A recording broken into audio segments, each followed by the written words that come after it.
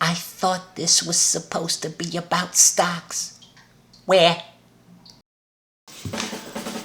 What's up, people? Hey, I saved this hat for special occasions, and only the choice select people of my website even know what this is all about. Oh, baby, yeah. Well, you can't see my face, and you're gonna have to see my eyes for this one. So we're all been waiting for this sell-off, right? This is the correction that everybody's been waiting for, the healthy correction that everyone's excited about, right? Watch and see how excitement turns to dismay, turns to utter panic, turns to disbelief, then a buying opportunity. If you thought a buying opportunity was Friday, come on now. We just finally started going down.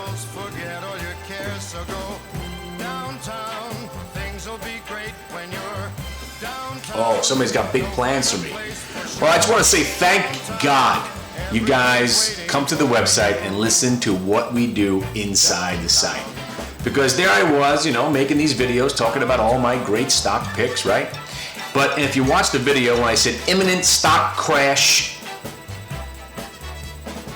might be possibly coming, and I said you're probably onto something, you think I was kidding with you, right? No. See, that's when the serious part came in. But the most important part is if you come to the website and hear what we're doing live, you knew right away. And again, let's not stray from the course. I still think the Dow is going to hit 20,000 in the next couple of years. But this is a correction that we've all been waiting for, and I think it's just getting started. And I hope it gets bloody, and I hope it gets messy, and I hope it gets awful, and I hope people are screaming and crying. I want people to question their sanity for buying into a market that had gone up for 28 straight months running into December. You know who's selling out of the market right now? It's the people that bought the market at the end of the year, that chased and chased and chased, and now they're saying, oh my God, I better get out of this before this gets ugly, and I'll revisit some stocks. Now, most importantly, what stocks are we talking about? GoGo, Condi, Dry Ships, right? To name a few.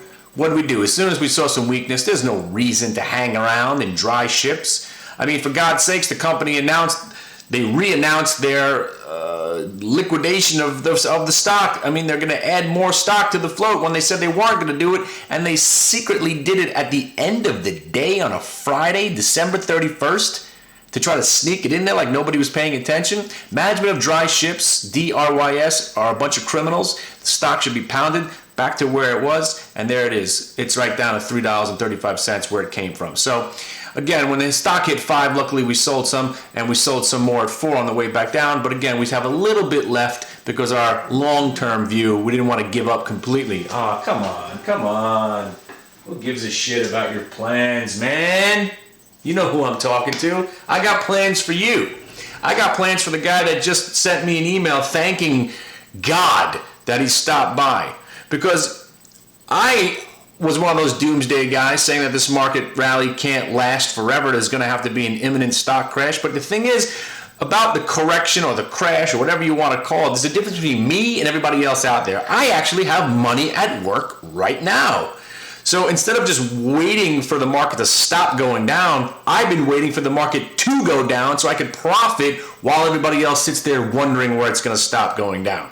Now, yeah, I took a little bit of a hit on some Condi and some Dry Ships. And you know what? That GoGo, which was my favorite stock in the world, could you go from being loved to hated that quick? I mean, we had the lockup coming out of GoGo, which I thought would have a correction in the stock, but not from 35 all the way down to 27. I thought there'd be some stability somewhere along the lines. So thankfully got out of that stock most of 27, and then at 25 we're thinking, all right, this thing's just going to 19.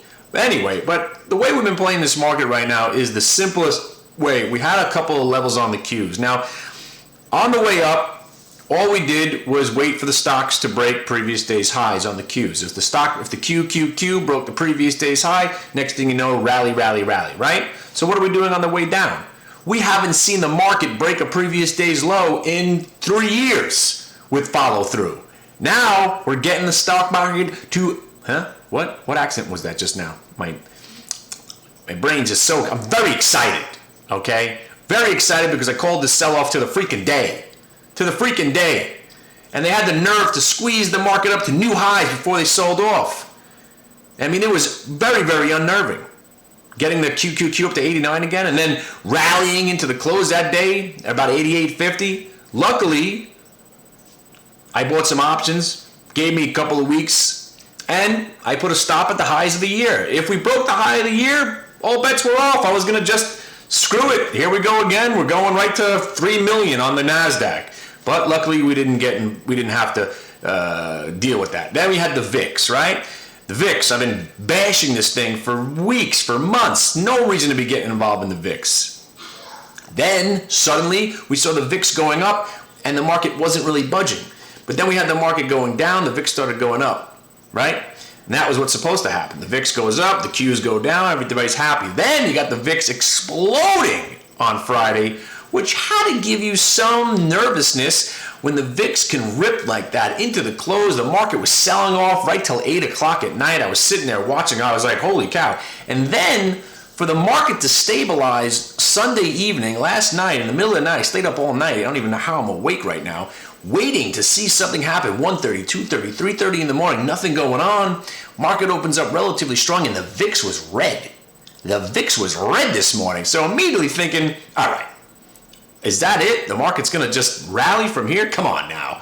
Nah. At least the VIX needs to spike one more time, because there's got to be a little bit. We can't go from uncertainty to complete certainty overnight again. I couldn't, and I wouldn't accept that. So I stayed long the VIX, and we had that monster rally again today. And then we had this capitulation on the VIX and got out near the highs. Wow, congratulations to me, right? But as we got all the way back down to those lows again, I actually couldn't believe it that we gave it all back on the VIX, because I hadn't sold everything at the highs, but I was pretty good selling at the highs and covering the Qs at the low. I didn't get out of any of my QID, so I was kind of upset that we were rallying so much, but I knew that Apple was coming out in earnings. Now, I thought, the Apple report would be obviously better than what we're seeing right now, with them getting into China and everything's going on. My kid still wants an iPhone. My daughter wants an iPhone. Everybody wants a new iPhone. I have to buy a new iMac. But there was one thing behind it all. It's that I don't like their new operating system anymore. And I don't like the fact that I have to buy a new iPhone, because their apps are starting not to work on my old operating system. And it's kind of me to the point where either do I upgrade to the shitty operating system with this awful look, I don't like the phone, or do I move on? I'm actually thinking about moving on from the iPhone world. I don't know if I'm really ready to do it, but just that notion alone made me think, maybe Apple's not all it's cracked up to be anymore. Their computer doesn't run so well. I use it because I hate the PCs, but I'm trapped. I hate the new PCs. I hate Windows. I hate the whole tile thing. But I don't like Apple anymore, so I'm kind of in limbo right now. But anyway, bottom line is I'm still short the Qs. Now, my belief was that the Qs, if you do follow what I do here, all I do is I trade as if we are living in the Matrix. The computers have taken over the stock market. The government obviously controls it all, but they have programmed the stock market to act a certain way. And if you watch it as much as we do, you'll see these candlestick prints. These stocks just go there, stop on a dime, and start going back the other way. And that's how we trade. So what I believed is that the QQQ has to go down to 84.05, because that is the taper. I don't know if we're tapering. I thought we were going to sell off on the taper reaction lows. Remember when they announced they're going to do the tapering, right? It was kind of a surprise, and the market spiked down for about 8 seconds and then rallied, and we rallied every day since then. Very confusing time, because I thought when they announced the taper, that would be, our moment to start a little bit correction. But no, they had to sucker everybody in one more time, and then what that is now, we're just giving back that sucker rally right from there. So 84.05 up to 89, that 5 points, that's coming off the market right now, and that's where I stand. Right now, if the QQQ doesn't break 84.05, that could be your tradable bottom. If the QQQ breaks 84.05, I got a couple of key levels underneath that if they're breached, now hold on to your hats, kids, because this is going to be ugly. If we break 84.05 on the QQQ, and here we are talking about stocks, hope you're taking notes here. If the QQQ, because I know, there's guys out there on the internet that say that they're the only ones that actually put their trades up on a website. Oh, people, I put my trades up there live as they're happening. I just don't put them on a website and say this is what I did, because hey, listen, I can tell you I did anything I want. You want to see? I mean, I'm still short the Qs right now. I was, getting hammered at one point today, because I kept feeding it, and I was like, I guess I'm going down with the ship again, but luckily we rolled over. Anyway, bottom line is a couple of more key levels the Qs can break down. Now, we got Google coming out on Thursday, which could rectify the whole market, right? Google. Because if you don't realize, Google is more powerful than Apple right now. Apple could suck a big dick right now. Oh, there it goes. I ruined the whole video, right? Oh, he was making so much sense. I really enjoyed the video. And then he had to go say some foul, nasty shit like that to ruin his reputation, right? I know. And if you're still watching this video, man, Jesus Christ, you haven't noticed yet? I curse every once in a while. Come on, deal with it. It's about money, right? What do you care if I curse and scream, right? Oh, he's got kids. How does his kids deal with that? You know what? Watching 10-year-olds curse makes me laugh. I love when my kid busts out a big, that blows, or man, this sucks balls. I love that shit. I think it's hilarious. All right? He doesn't do it in school. If something, when he's watching the Jet game and somebody gets into something, God damn, they suck. I think it's hilarious. That's the way we talk. We're from Brooklyn. Deal with it. Anyway, if QQQ doesn't hold 84.05, all right, we got some key levels right underneath there, which could be very well breached. Now, get this, guys. On November 7th was the Twitter low, okay? Everybody and their mother, apparently, had to sell every stock on the planet so they could afford to buy Twitter on November 7th. That was about 81.35 on the Qs. That's where we could go. Now, if the Twitter low doesn't hold, oh my God, people, then we could actually be in for that 10% correction. But at that point, people will be screaming and crying, and I can't believe this market's still going down. And then, of course, all those people that have been saying, oh, I can't wait for the market to go down so I can buy something. Yeah, you're going to be panicking with the rest of the people. You ain't putting a bid in. Bullshit. You're going to wait, and you're going to miss it anyway. So all that chatter and chopped up bullshit that you're going to be buying stocks on the way down, bullshit. No, you're not. No, you're not. No, you're not. You know what you're going to do is you're going to watch the market get freaking hammered, and then you're going to watch it start bouncing, and you're going to say, oh, I missed the bottom. I'm going to wait for it to come back so I can buy it cheaper. So you're never going to buy stocks. If you haven't bought stocks yet, you're probably never going to buy stocks. Even if the market crashes, you're not going to buy stocks because you'll be saying to yourself, oh, the market's crashing. Why would I want to put money in the market right now, right? I'm going to go buy some gold and silver, and then you're going to watch that crash go back down anyway. You're never going to do anything right. But if you want, you can come to my website. I can show you a little bit about how to just get in, get out, try to find some key levels or when to buy some dips during the day and just get out.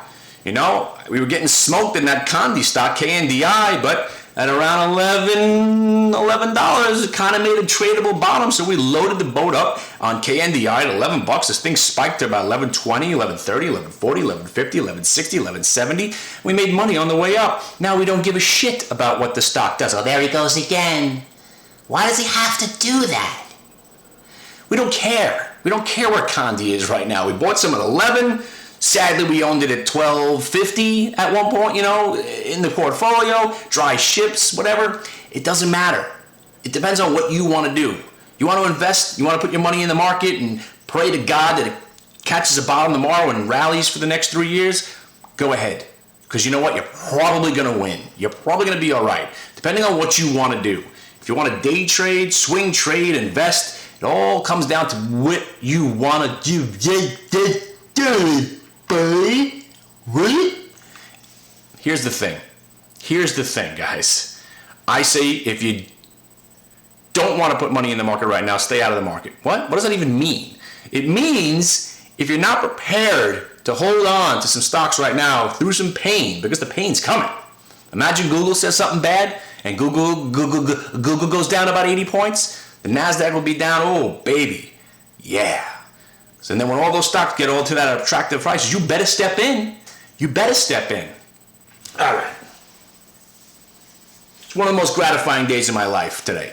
Staying short, the Qs, QID long, and the VIX long. I mean, I probably should have added and gone down with the ship as we were rallying. But, with this market, at any pivot point could be the turnaround. But I think this market's going to stay weak. until we test some really, really key levels, and until CNBC or Business Week starts to question them. When the question is, will this market ever bounce? That's when it's almost ready to bounce.